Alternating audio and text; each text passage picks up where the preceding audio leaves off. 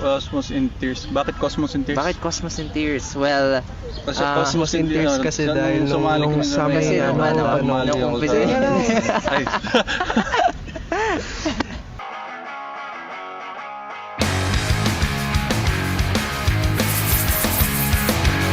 Hi, we are Cosmos in Tears. I'm Yoji. I'm the lead guitarist. and I'm Adler. I play the bass for Cosmos in Tears. I'm Nay, and I sing. And I am Gabo, drummer ng Cosmos in Tears. We've been writing songs for 2 years now. We've debuted on February on 2024, and we started with a few gigs, and then a few months later we released our first song entitled Adult Life. Cosmos in Tears. Bakit Cosmos in Tears? Bakit Cosmos in Tears? Well, Kasi Cosmos in Tears kasi dahil nung sa may nung umpisa Ay. Bakit Cosmos in Tears? Kaya Cosmos in Tears yung name namin. We started off as ayun, I met yung drummer namin si Gab sa school in the campus, and then we decided to form a band. Noong una 3-piece lang muna kami, and then wait, na liligaw ako sa question. Bakit Cosmos in Tears yung name? Okay. So that's ang Cosmos in Tears. First of all, kaya namin na pili yung name na Cosmos, which aligns sa goals namin. Cosmos, which means universe, universal, it knows no boundaries. So yung music namin, gusto namin wala din siyang limits. And bakit naman in tears? Well, ang tears kasi is yung strongest emotion ng nafe-feel ng isang tao. Kumbaga, when you get sad, maiiyak ka, or even if you're happy, the tears of joy. So yung genre namin, basing off sa name namin, Cosmos in Tears, No we limits. did not limit ourselves in the genre, but basing off our release song so far, we are currently a pop rock band. May isang Christmas song na na-release, so very open genre na kami. Yeah. Nasaan? Kasi item. Grabe naman. Para di ko bawal So, ang item na dinala namin, which means a lot to us, ang Reveal mo na. ito ang pinakaunang keychain ang pinakaunang fan art. So, keychain siya ng logo namin, and ito yung logo namin, and sinulatan siya ng Cosmos in Tears sa likod. Given to us by our fan, sila Nelly and friends.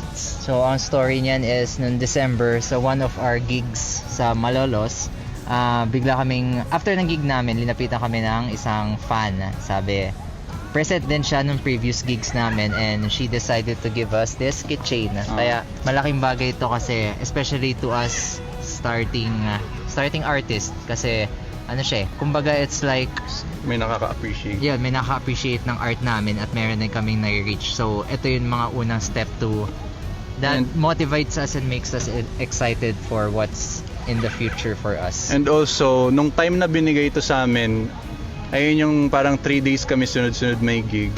Very pagod. Nung second day ng gig, ayun yung turning point ng band namin kung saan nagkaroon kami ng real traction. Nakilala kami, na-boost yung social media namin, kung sino-sino nagpa-picture. So, nanibago kami. And then, nung third day, pumunta rin sila sa gig namin para ibigay ito. So, ginawa nila agad after ng ng event. And ever since, basta may gigs kami or may mga pumupunta talaga. So, this is very special sa amin kasi it's like, ito na yung turning point ng Cosmos in Tears. The song that we will be performing, it's titled Pahingalay. Ano siya, yung fourth single namin, and it's our first love song. And although love song siya, we can also consider it a song of appreciation din for people na pagod ka na in life, and then eto, naging reminder siya na for us to keep on going, kasi nagiging kami, Pahinga. in a way, nagiging pahinga kami for our fans and the people close to us din. Konting backstory sa song. Konting backstory din sa song, syempre. Backstory sa song. Pahingalay kasi is it means safe haven. Kaya yung song talaga is para dun sa mga tao na sa bagay or lugar na tinuturing mong safe haven mo or saan ka nakakapag-chill, nakapagpahinga. Kaya pahingalay. Ayun. So, we take it as kami yung safe haven nila. Kami ang pahingalay ng mga fans namin. Tapos, yung keychain kasi, malambot. Saan ka ba natutulog? Sa malambot. Doon ka nagpapahinga. Galing. Ayos ba? Ang galing. Wow.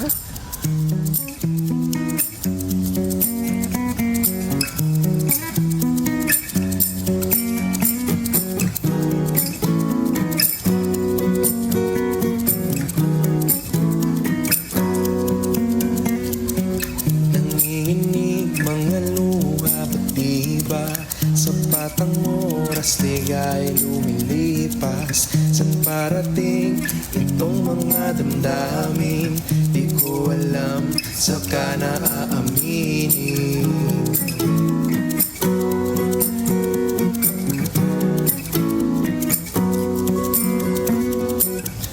Baka sa mukha ang kaba, sino bang hindi kung ganyan kakaganda? Walang may alam kung saan patungo itong mga pusong pilit nagsusumamo.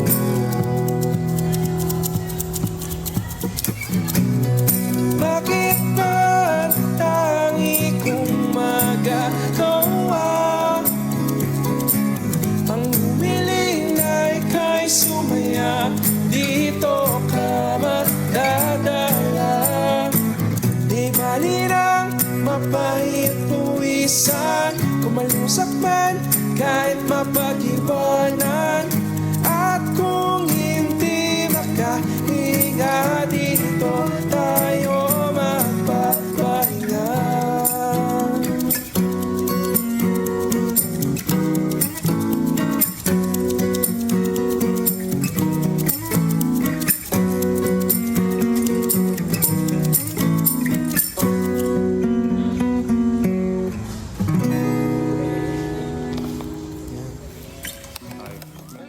That was Pahingalay.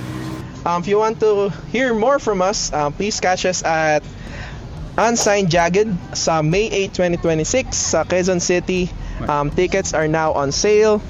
Sa Matchbox Yard sa Quezon City. Hintayin namin kayo ron. Tickets are on sale now, so we'll be joined by other rising artists then. So let's all support local music. While you're at it, you may also follow Unsigned Maroon FM at their socials at Facebook, Instagram, TikTok, and you can also follow our socials at Cosmos in Tears at Facebook, Instagram, TikTok, YouTube, Spotify, and other streaming platforms. So maraming salamat sa Unsigned Maroon FM for having us. Sa last message, again, we want to thank Maroon FM and Unsigned MFM for giving us the opportunity mag-play for them and giving us their platform for us to perform.